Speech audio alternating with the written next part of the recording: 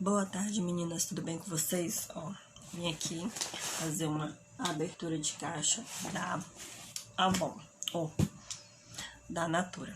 Tô meio doida hoje. Da Natura. Ó, vou mostrar o que veio. Veio caixa de sabonete, 5 unidades. Esse aqui é de algodão. Então, vieram 5 dessas aqui. Veio também hidratante, ó, corporal 400 ml. Esse aqui é de cereja avelã. Veio 3 unidades deles. Veio também de hidratante.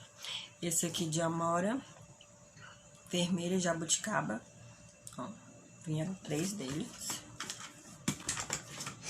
E veio um de manga rosa e água de coco. Veio uma unidade. Veio também perfume Luna. Perfume é de 75 ml. Veio também 2 sabonetes líquidos do Luna. Esses aqui são ideal para carregar na bolsa. Ui. Ó, vieram 2 desses. Esse aqui é sabonete líquido. E veio também hidratante. Esse aqui é de acerola e hibisco. Esse aqui também é ótimo para carregar na bolsa. Esse aqui é de 100 ml. E o da Luna, sabonete líquido, é de 80 ml.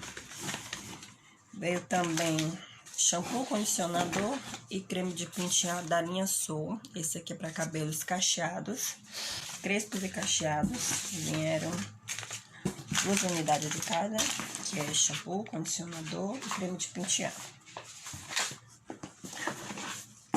Esses aqui foram os pedidos.